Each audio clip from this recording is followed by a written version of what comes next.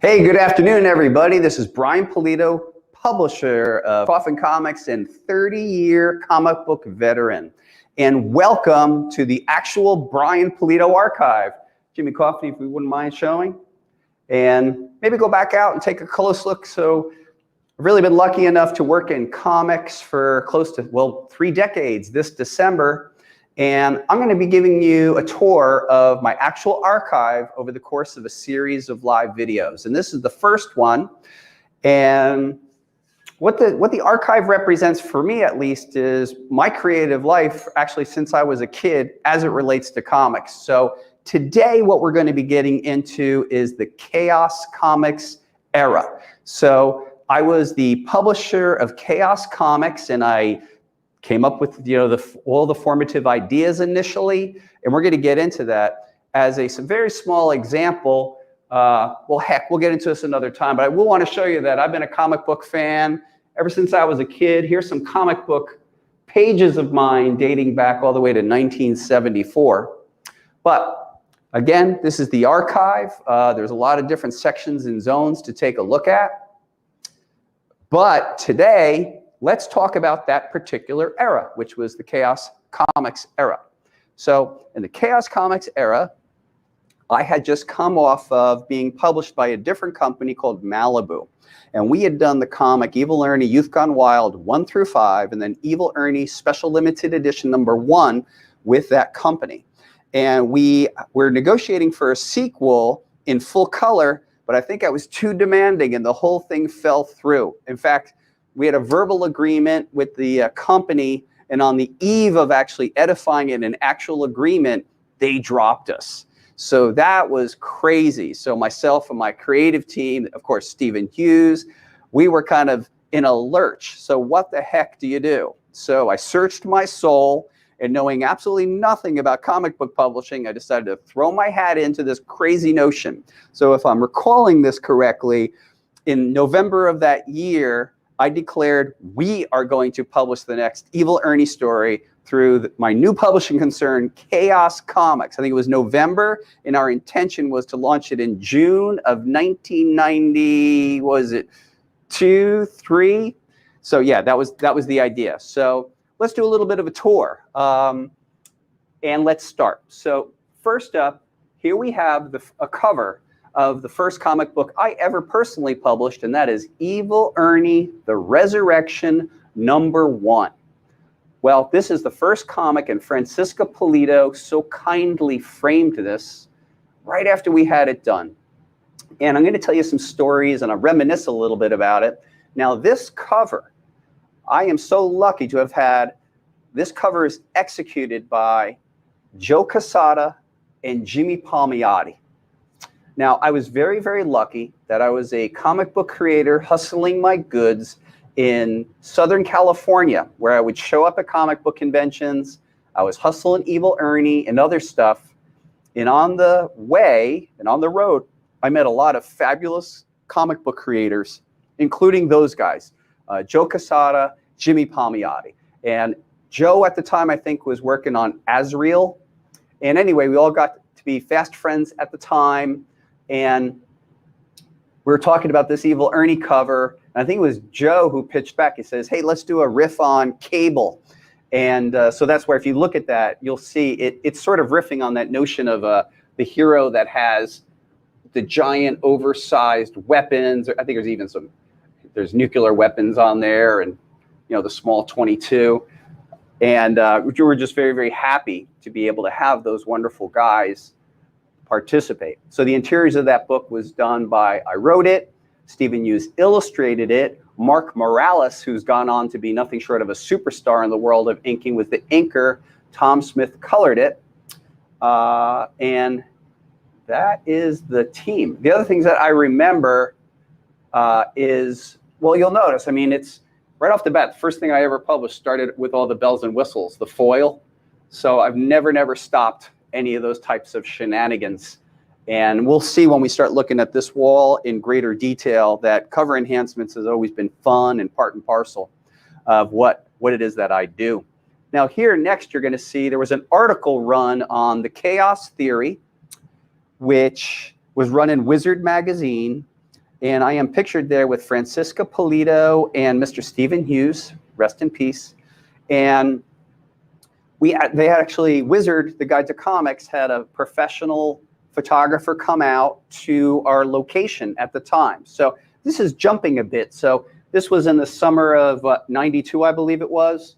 Was it 92 or 93? Sorry. And then this might have been a year or two later, where we then had, we were set up in the Scottsdale Air Park in Scottsdale, Arizona. And we had, I guess it was maybe like a 2,500 square foot facility. And it was broken up with offices. And then in the back, we had a small warehouse. And we had both Stephen Hughes and Jason Jensen working in there, until Stephen felt that he couldn't work in a public environment, which I completely understand, because I can't work in a public environment. I need actually silence to do the work. But so this was what this article proposed, was to become a self-publisher is insane. You know, and it's funny, I was actually reminiscing with Francisca Pulido not more than 2 days ago, and we realized it is kind of crazy because, you know, the buck stops when you're a independent publisher. The buck really stops with you. Like Coffin Comics, we don't have no daddy. There's no one writing the blank check. So, you know, all these decisions that have to be made on a daily basis have to be made by someone, and it is between myself and Francisca Pulido making some of the bigger publishing decisions and certainly charting the course for the future. And I certainly wouldn't change it for the world, but it's a lot more comprehensive than simply writing a comic book story and giving it to the publisher, who then is, you know, off to the races, assembling the teams, etc. So it's the life I chose. It's not the easiest, but it's certainly been rewarding in my case and a lot of fun. So let's talk about the next image. I think this is really fun. So Jimmy Coffin, get a very good look at this. So this is the Evil Ernie Special Limited Edition, which was published by Adventure, which was an imprint of Malibu Graphics. And this is a gorgeous piece of art, and that is by Mr. Stephen Hughes. And even back then, I was doing the layouts, so Malibu asked me of that. So I am the guy who did the little burst and said, first insane issue. Now, unbeknownst to the general population, for a great majority of the work, I actually did the layout for Stephen Hughes. And this was by Stephen's own choice. He was completely comfortable with it. I would do this type of a layout with a lot of notes, and then he would actually bring them to life. So you could actually see the little notes. So before it was named properly, it was Evil Ernie Collector's Edition. What had happened with this particular book was that the comic book series was quite successful. And so they decided to reprint #1. Now, what I think is equally fascinating about this book, if you look at it, is in the back, we provided 8 additional pages of storylines to come.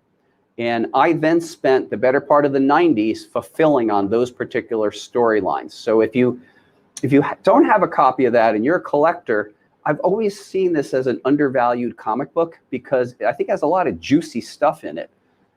So yeah, so that's how we used to work. You know, it's funny, location, the graveyard, night. Got to tell you, to this day, like I'm writing cover themes for artists, and it's always night, it's always graveyard, and sometimes there's clouds and lightning in the background. And I personally never, ever, ever tire of it. So what can I tell you? Harkening back to even pre-chaos, here's the classic cover of Evil Ernie #1. So this cover was painted by Mr. Eric Mache, who continues to be a friend to this day. And you're going to notice the early iteration of Smiley the Psychotic Button. And there's probably one of these rare occasions where I am completely upfront and I say, this is one of the coolest comic book covers ever made. And I know I'm involved in it, so it sounds obnoxious, but I like a lot about it. First of all, I like the strong central image, but I also like the cool corner box, the fun logo, and of course, yet another comic box that shows the actual character. I was lucky enough to have an introduction by the longtime editor-in-chief of Fangoria, Tony Timpone, who was quite enthusiastic about Evil Ernie. And again, this was it was almost a 2-man production. It was I wrote it, provided the layouts on this one. Stephen Hughes illustrated it, and then Malibu helped out with a letterer. But good old Evil Ernie #1. And I'm biased. You know, I'm really fascinated as we record this particular video. It's towards the end of July 2021, and there is this phenomenon where certain comic books have gone up enormously in value. So what I find really fascinating is that Evil Ernie 9/8, which features the first appearance of Lady Death and Evil Ernie, sometimes a 9/8, which is slabbed, could have a value of $5,000 plus. That's crazy, but here we are, right? This book came out in 1991. Here we are in 2021. It is 30 years old. What are you going to say? So moving backwards, there came a point where we were doing licensing deals with companies like More Creations. And this is a poster to promote the Evil Ernie cold cast porcelain sculpture. Now, in a future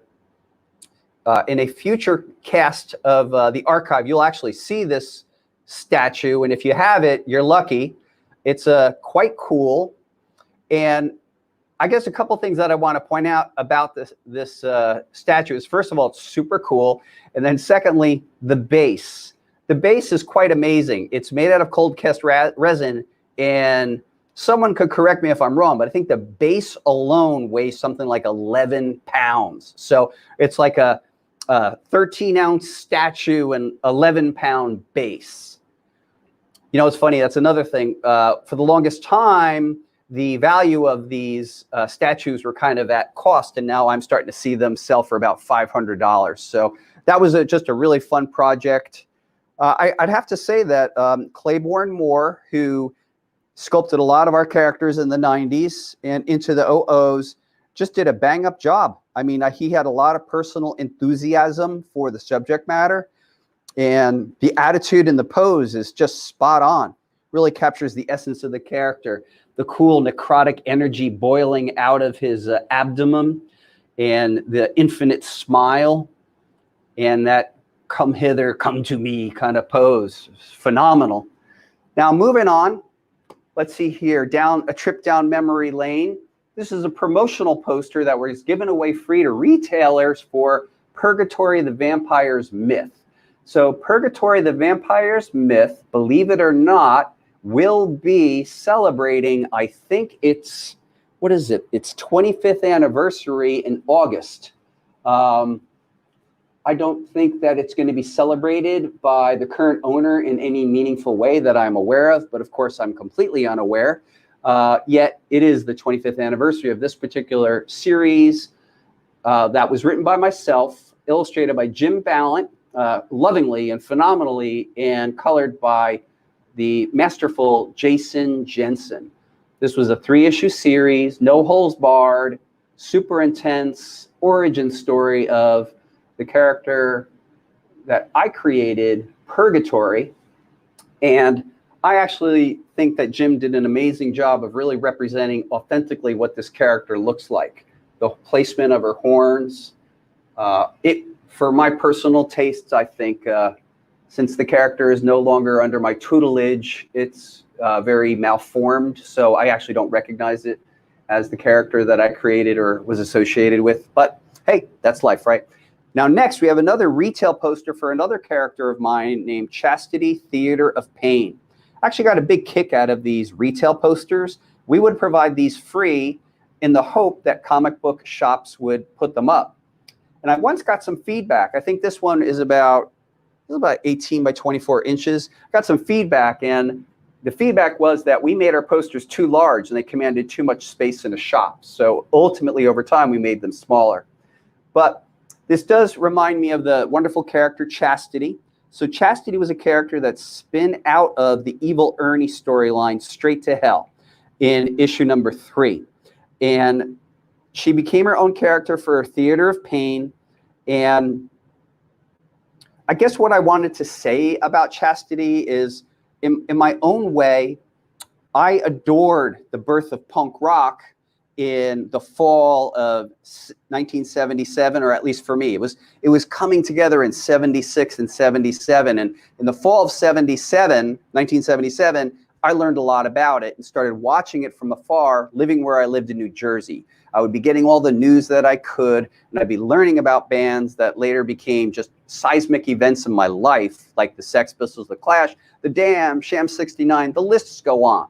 But I could never get over to where punk rock was occurring in the United Kingdom. You know, there was a place called King's Road where everybody would dress up punk rock style. There was a shop that sold punk rock clothing called Sex, which was owned by a guy named Malcolm McLaren and Vivian Westwood. And then there were all these crazy clubs where people were performing punk rock, this music I wanted to see but could only hear on vinyl finally in late fall. I was beginning to adore New York City punk rock, Blondie, the Dead Boys, Television, Suicide, all these Ramones, all these amazing bands, but I really, really wanted to get a hold of this amazing stuff from the UK. So if you had the chance to read Chastity, you will notice it's about a story of a gal from Toledo, Ohio, who eventually gets out to England and gets to have that entire experience of the birth of punk rock, while also becoming a vampire and a vampire assassin, no less. So we had a tremendously good time. I had a great time writing it. I do remember, I mean, speaking about the creative process of Chastity, what I do recall back was I had the genesis of the idea, but really to kind of get it into shape, it really took a while to really hit the notes I wanted to hit. It was like a lot of long days. And I do kind of recall kind of getting down to the wire where it's like, okay, Brian, you better turn that script in. So it was like, write, rewrite, write, rewrite, write, rewrite. So I really kind of finally got it to where I wanted it to go. It did take a while, but once I got there, I was like, okay, this is the story I wanted to tell. So a really fun character, really happy to be associated with her. And she was a different character for me because you have Evil Ernie, who's quite angry, and you have Purgatory, who also is quite aggressive. Lady Death, obviously sort of cold and angry. And Chastity to me was a little softer and a little demure and no less lethal, let's be honest, but clearly a more demure character than I was used to writing and creating. Now, up here, this is neat. So this is the symbol that was created for Chaos Comics, and I'd like to talk a little bit about that. So the initial skull design I did personally. So we built a lot of stuff around that. And then this notion of the chaos arrows, these arrows. Now, certainly, I cannot claim to remotely be an inventor of these arrows or this symbol. Really, who can? Because I believe it was originally formulated by the author Michael Moorcock. And the symbol has been adopted, this 8-arrowed symbol, in a multitude of companies and in a multitude of arenas, particularly Games Workshop, Warhammer. And then even the word chaos, it's so ubiquitous in the world of comics. If you do a Google search of the word chaos in comics, the usages are so vast as to be incomprehensible. There's been storylines by every major company with that word in it. So, I mean, maybe at the time, the reason I finally figured out, how did I name this company Chaos Comics? And I believe that the word chaos earlier in my life was always coming up because I found a photograph of myself hanging out during college. My college era was at New York University between 1981 and 1985. And in my latter years, I did work study, which means I could be studying while I worked. And I worked at the film soundstage at NYU. And there was a picture of me hanging out in my office, and on the wall was a newspaper. And on the headline for the newspaper, it said, "Chaos Rules." And I believe that was in reference to a blizzard we had back then, something like that. But I think that word really appealed to me, you know, just lack of order, which is really strange because if you knew me, I'm really all about order. So I'm order, order, order. So anyway, chaos and the shield and that particular skull, that's a little storyline. Now, if I remember correctly, Jason Jensen's father made this and gifted to me. So it's a one of one, and thanks to Jason's dad for that. Now, next up, here we have World of Fandom magazine. This is one of the coolest covers, I believe. So World of Fandom magazine was put together by a couple of good guys, and one of them continues to be my very good friend, Jose. And I think Al Chevy was the name of the co-founder and a guy who did a lion's share of the work, but I think he has since passed. However, These guys were kind enough to feature good old Evil Ernie on the cover of World of Fandom, Volume 2, number 14, and I think we're going back to something like 1994 for this. This particular image of Evil Ernie is inked by Derek Gross and colored right over the inks by Stephen Hughes. And that's one of two images that I recall. Is it two? Yeah, two images that Stephen Hughes did color for. The first image is this image, which ultimately went on to be Evil Ernie, the Resurrection trade cover, and then the earlier mentioned special limited edition. And you might wonder, it's like, well, why did Stephen color him? That, certainly he had the ability, but it's because we didn't know any colorists.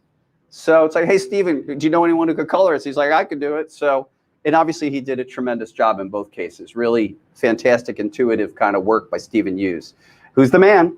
I think this is great and presumptuous, right? So here's another retail poster. And again, we're taking up 18 by 24 inches in somebody's shop, and we're saying, Chaos Comics sold here. You know, these crazy over-the-top anti-heroic characters. You know, basically, Chaos Comics came on the scene and asked no permission to be in people's comic shops. They're just like, we're here. And really over-the-top, unapologetic, heavy metal, boobs, blood, and some people adopted us in their shops, and some people are like, hell no. So I love watching this because I laugh. It's so presumptuous that, you know, we made whatever. At the time, let's say there was 3,000 comic shops. Like, we sent these out expecting people to put them up. We can't tell if they did or they didn't. Now, during my tenure at Chaos Comics, there was this era where Marvel Comics was reaching out to creatives and inviting them to contribute new interpretations of their characters. And probably most known are things like the Heroes Reborn books by, I think it was Rob Liefeld and Jim Lee. Well, I was actually invited to contribute as well. And I put together a concept called the Supernaturals. And the Supernaturals was my idea. It really is a love letter to all Marvel monsters that I adored then and continue to adore now. Nothing's changed. I don't know about you guys. Like, I hear that people's tastes evolve over time and stuff, but I think everything I've liked since I was about 10 years old, I still like with the same excitement as I ever did. I mean, maybe I've expanded my horizons a little bit. Let me tell you a side story, totally tangential to all this. When I was a kid, about 12 or 13 years old, you know, I'd be listening to whatever I was listening to, a little rock and roll, Sly and the Family Stone, whatever it is I'm listening. But I believed in my mind that when I turned 18, that automatically I would stop liking rock and roll and I would be relegated to having to listen to classical music. I don't know why I had that in my mind, but I did. So I'm happy it didn't work out that way. And I like a handful of classical music, and I may have broadened my musical horizons a little bit, but yeah, whatever I liked when I was a kid, I still like now. So in this case, I was very lucky. So I recast Brother Voodoo. I brought in Johnny Blaze, of course, Satana, Black Cat, Gargoyle from Defenders. I definitely thought that guy needed a redo, and Werewolf by Night. So I had all these characters team up because some sort of nefarious goings-on were happening. And the villain that I chose was Jack-O-Lantern, and he was raising up all the Atlas-era Marvel monsters, and all our guys had to go up against them. And ultimately, I brought back everybody for the 4th issue fight. Bloodstone, Modred the Mystic, the Shroud, Cloak and Dagger, and it was a barrel full of monkeys. So this one was, I did the overall story and the outline. Mark and Draco was the writer. Ivan Reis was the illustrator. What was it? Joe Pimentel. And we had variant covers by Jim Ballin and Greg Capullo. And you know, that was just, yeah, and again, it was fun, man. We got to put I got to mush in every Marvel monster. So that was the one and only time that I worked for Marvel. The other great thing was the compensation was absolutely insane. And yeah, what are you going to do after that? It was so much fun. Anyway, moving on. Next up, do you guys remember there was the era of the collectible action figures? So Todd McFarlane had just started to get on the scene, And then Antarctic Press did, I believe, what was the first ever limited edition collectible action figure for the hobby market, which was the Warrior Nun Arila. And the second we saw that, we're like, we're chasing that down. So we teamed up with Clay Moore, who brought Lady Death to life. And so this is probably going back 95, 96. And we had a tremendous time bringing these action figures to life. It ultimately became a complete set that included Lady Death, Lady Demon, Purgatory, and Evil Ernie, and some really, really well thought out, super cool variants. And there's so much fun to talk about with that one. And on later explorations of our archive, you're actually going to see like some of the proofs in the original paint versions of those. It was a pleasure working with Clay on that. He really, really put a lot of heart and effort into it. I know these action figures stand the test of time. I adore them, and I certainly hope people continue to adore them. Moving on the wall, we actually have the actual color cover of Evil Ernie versus the Superheroes by Jason Jensen. So this comic, Evil Ernie versus the Superheroes, was a parody where we injected Evil Ernie into a world of superheroes, and we were very cruel to these superheroes. You'll see there's, you can see the variations on Batman, Captain America, the Hulk, Spider-Man, perhaps Superman. We turned them into our own versions, and Evil Ernie did a number on them. I know some people just got the joke. It really was a joke. I actually adore superhero comic books, still read them to this day, but it was really fun to pick on storylines of the day. Like I recall in Evil Ernie versus the Superheroes, we were picking on the Spider Clone saga, because at the time, people really didn't like the Spider Clone saga. Now I hear they're bringing that guy back and everyone's excited, but I gotta tell you, if you were there, people did not like it. And so we were having fun, poking fun at it. Over here is Evil Ernie the Resurrection. That was our second published comic book. And the cover is by Chris Pichello. And I knew Chris as an acquaintance because we both would be at the comic book convention scene in Southern California, where I got my professional start. So that's Chris doing Lady Death, Evil Ernie, Ernie with the great gigantic hair. And the logical question when Chris agreed to do a cover was, hey, what do you want? So I actually wrote out kind of what I want. Again, this was the sort of the layout that I provided to Chris, which showed pretty specifically what I was after. So the scene, graveyard, night, lightning in the background. I think like 50% of my covers start with that. And then I said, Evil Ernie is erupting through the earth in a power pose. So that, to me, probably harkens back to some nice Iron Maiden covers, right? But, you know, just that feel. That's a fun one. So, yeah, I've been very lucky to work with a tremendous amount of talent in the world of comics. You'll see more in the archive. And I always find everybody's kind of open to everyone else's process. I like to give I hire people I think are tremendous and kind of give them as much room as they want. And I'll fill the vacuum if they want more direction or more ideas. Always happy to do that. That's my currency. Next up, might be fun to just jump down here and we'll see the cover of the Lady Death swimsuit special. And this came out in 1994. I think we sold 90,000 copies. And if I'm remembering correctly, they cost 19 cents a piece to produce. So on the one hand, the physical printing of the comic book was cheap, but back then we actually had to make film, which was then laid into position on a printer. So the cheap printing was offset by the tremendous costs of actual film separation and proofing. Right next to it is the actual layout that Stephen Hughes suggested. There it is. Yep, Stephen came up with that great idea, and there it is. It was always fun to work with Stephen, and it's just another tremendous cover by him. Now, right next to it, this was an interesting thing. This is the, the Guide to Chaos Comic Properties in 1996. So we actually showed up to the New York licensing show with a full-on booth, marketing and promoting all our stuff. And I gotta tell you, it was like Satan hit the room. So in 1996, this Edge stuff was too much ahead of the curve, and it was just a head scratcher for people. It was kind of funny and sad. Like we were just 5 years ahead of our time because people would look at this stuff and they're like, hell no. Another thing I consider a fun collectible is this Evil Ernie sell sheet. So the Evil Ernie sell sheet was given out months before the comic book Evil Ernie ever came out, and it was tipped into comic retailers' promotional bags of the month.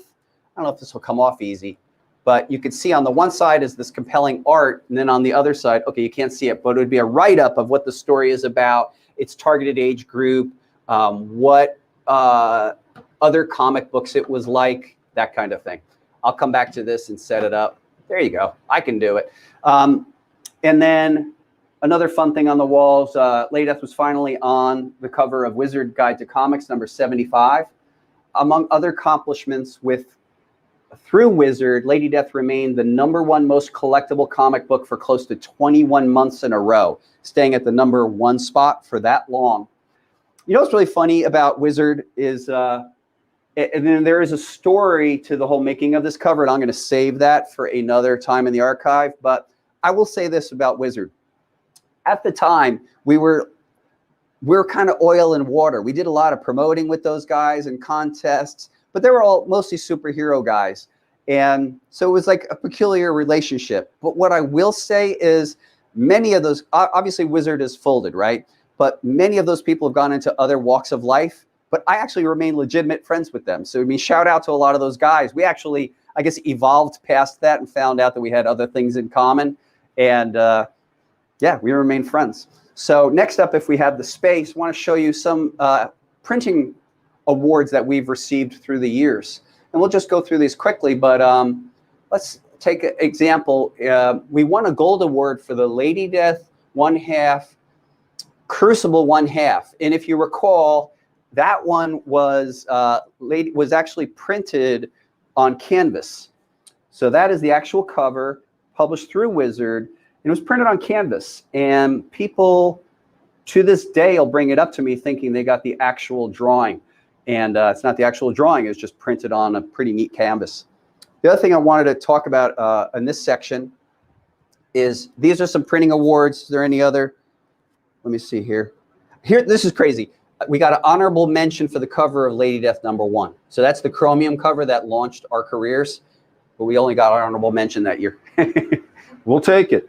So last up on this piece of the wall, I'd like to show you. These are effectively pages from the Evil Ernie comic, Youth Gone Wild.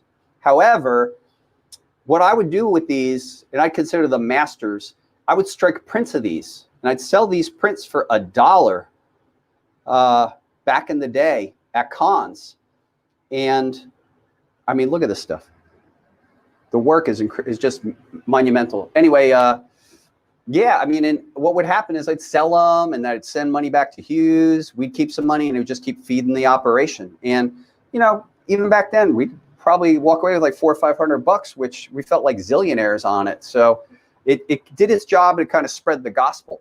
So probably more to say about those. I know one other thing we did is like there was a Lady Death calendar image of Lady Death doing a come Heather pose with a broken heart, and it was in color.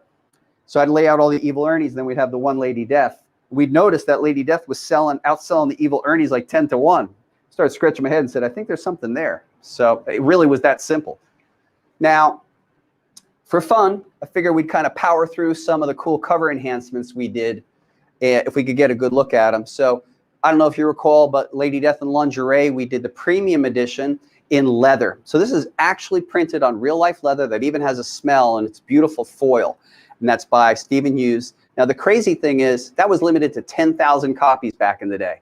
That was a rare edition in the 90s. Our print runs were like 250, 270,000. And the really crazy thing is I don't see these. I don't sign them. So it was 10,000. I think 10,000 people have them and they kept them. Anyway, so yeah, that was a fun one that we did. I'd like to point out the aforementioned Supernaturals. This was the incentive cover by Greg Capullo. Greg of Spawn and Batman fame. He was kind enough to come on board and do that super cool cover. Really neat one. And then see you pick out some other fun ones. This is kind of fun. we did a comic book called Nightmare Theater, and the premium edition was yours truly, Brian Pulido, posing as a character named Mr. Mischief, and then there was Francisca Pulido posing as Psychotica, and that was by Bernie Wrightson. How cool was that? Such a cool one. Been lucky enough through the years to publish a lot of different properties, including Halloween. That was really fun. Megadeth, also really, really cool. Another image of Halloween, quite cool. And this is just fun. This is what we're looking at here is called Malibu Sun number 8. And this was a free comic book promotional tool that company would give out to promote a future project. And inside would be other things they were promoting. What's interesting is in the last couple of years, this is being perceived as predating Evil Ernie number 1 by about 90 days, which it did. And now it's become a really, really hot commodity. And there were years where, I mean, for 28 years, nothing was going on with that book. And then suddenly, boom. Now, I noticed that you just passed by The Rock number 1. And in the Strange But True category, I was actually a publisher for World Wrestling Federation in the 90s. And we had a great time. And man, that's just a whole nother series of conversations. But very lucky to publish Undertaker, Mankind, The Rock, Stone Cold Steve Austin, and China. And met them all. Everybody was great. And we all had a blast together making these comics. And The Undertaker was written by Bo Smith, who continues to be a friend to this day. And we just had a really, really good time. So moving onward, I've been lucky enough. This is unrelated. Let's see here. Oh, yeah, the Lady Death Velvet Edition. Do you guys remember that? So that is, I believe, is that the Lady Death swimsuit? And it is a velvet cover. And that is a process called flocking. And what they did is, on the cover, they would actually have glue, and they would, using electricity, I guess, blow these little pieces of fabric on here, microscopic, and create that velvet effect. Pretty cool stuff. And then moving on, I was the proud publisher of Insane Clown Posse. And again, all I can tell you is I had a really great time publishing Insane Clown Posse. People are like, did you meet them and were they insane? And the answer is no, I met them and they were super together and they were great. And we had a fun run together. And I'm down with the clowns, man. They're great. Again, before I mentioned Cryptic Runnings and Megadeth was really, really cool. And boy, I wish I could show you this one. This is an Evil Ernie cover, but it's also glow in the dark. Then finally, I'd love to bring up Evil Ernie number 0. This is a very interesting book. So this Evil Ernie number 0 features a 5th ink.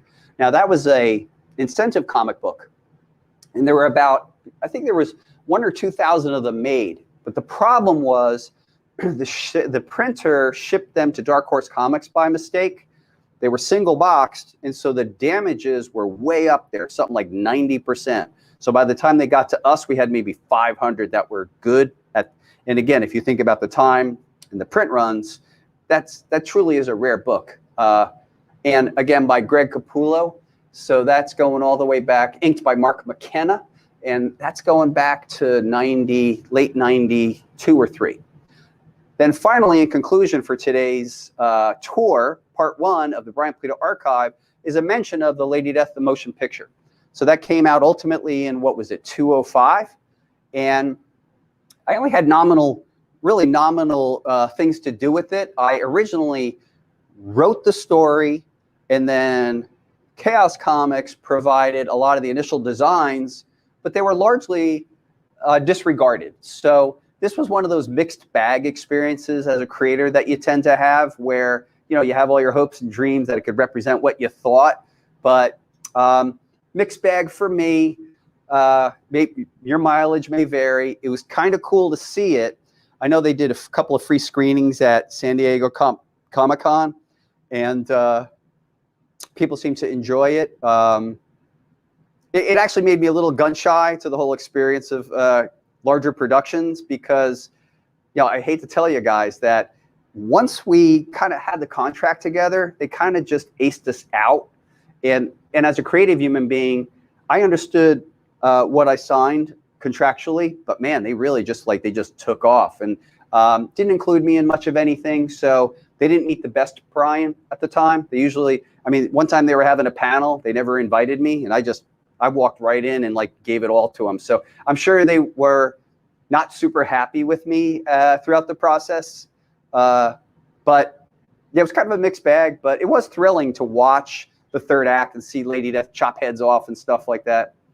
On a more positive, lighter note, I'm going to take a look and see if there's any kind of questions. So, Bob, how are you? Morning, everybody.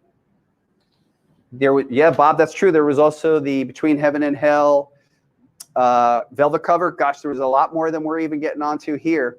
However, this was and is the tour of the Brian Pulido Archive, Part 1 of many, many more to come. Be back tomorrow, where I will be talking about the story and insights to Lady Death Sacrificial Annihilation, and then come back Saturday, same time, 3 p.m. Arizona time, 6 p.m. East Coast time, where I'm going to be taking you on a tour of the Brian Pulido Archive, Part 2. Talk then. Thank you.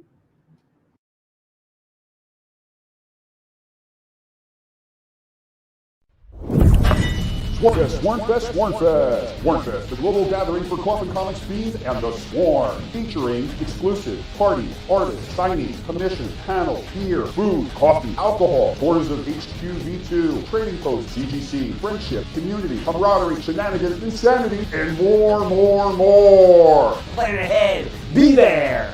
Tickets and details on sale now at coffincomics.net/Swarmfest. Presented by Coffin Comics. Swarmfest. February 25th through 27th, 2022, Mesa, Arizona, USA. Swarm.